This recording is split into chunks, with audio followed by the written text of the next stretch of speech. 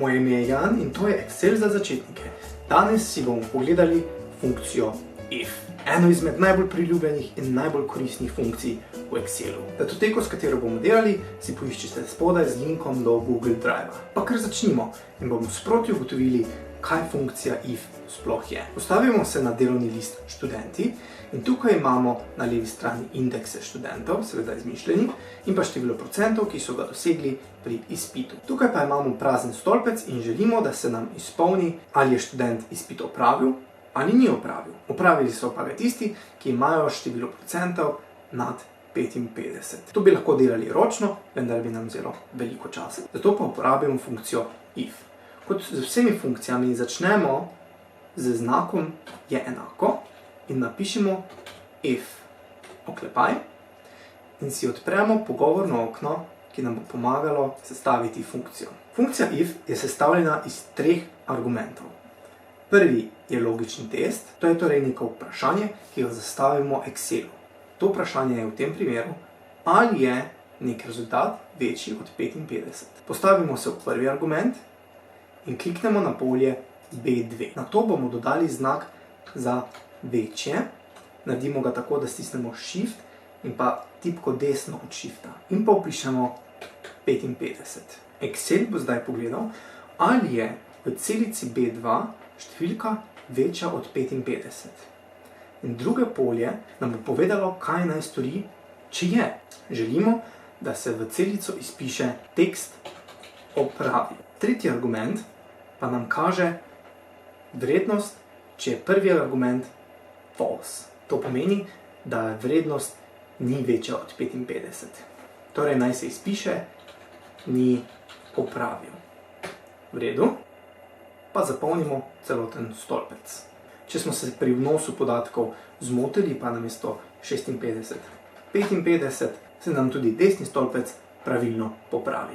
Gremo še na delovni list prevoz, kjer imamo na levi strani številko nekega prevoznega sredstva, število potnikov, ki jih lahko prevaža, in pa dejansko prijavljeno število potnikov.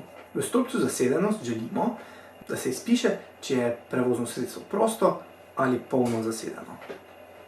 Pa napišemo spet znak za enako, if, oklepaj in si odprimo okno za pomoč.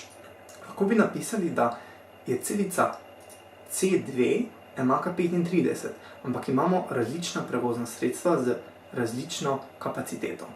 Zato bomo tole pobrisali in bomo nastavili, da je logični test B2 je enako C2.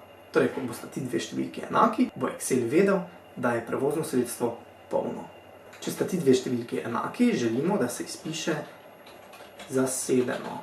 Če pa je še kakšno odprto mesto, pa želimo, da se izpiše prosto. Ker je seznam oblikovan kot tabela, se bodo vse vrednosti same zapolnjene. Pa za to tabelo vstavimo razčlenjevalnik. Gremo pod načrt in damo razčlenjevalnik za zasedenost in pa vrsto prevoza.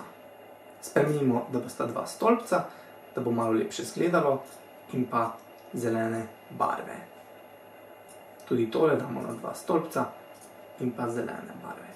Če zdaj želimo videti vsa prevozna sredstva, ki so prosta, samo kliknemo na gumb, ki ga želimo. Glede na to, koliko potnikov lahko prevozno sredstvo prenaša, pa je lahko ali recimo avtobus ali pa kombi. Da pa tega ne opisujemo sami, pa bomo spet uporabili funkcijo if. Oklepaj. In če je celica B2 večja od 20, potem je to zagotovo avtobus. Če pa je manjša, pa kombi. Tako se celoten seznam zapolni pravilno in v hipu. Z gumbi razčlenjevalnika pa lahko hitro pregledamo, kateri so vsi zasedeni avtobusi, prosti in pa tako dalje. Prestavimo se še na delovni list račun. Nastavil sem, da se znesek skupaj izračuna kot funkcija sum celotnega stolpca. Torej v tem stolpcu bodo izključno številke, ki so povezane s ceno. Zato tudi, če dodamo en artikel tukaj za 20 evrov, se bo cena prilagodila pravilno. Želimo pa dati 10% popust za tiste nakupe, ki presegajo vrednost 500 evrov. Torej napišemo pod popust je enako if oklepaj, pa bomo tokrat poskusili narediti brez uporabe pogovornega okna. Kliknimo na celico G12 in če je G12 večja od 500, odpiče, naj se izpiše vrednost 0,1, to je 10%. Spet podpiče, če pa ni večja kot 500, pa se naj izpiše 0. Zaklepaj, enter. Ker je znesek večji od 500, smo torej dodali 10% popust. Želim pa, da se v znesek za plačilo avtomatsko izračuna končni znesek. Napišemo torej je enako, tale vrednost, minus, spet tale vrednost, krat procenti.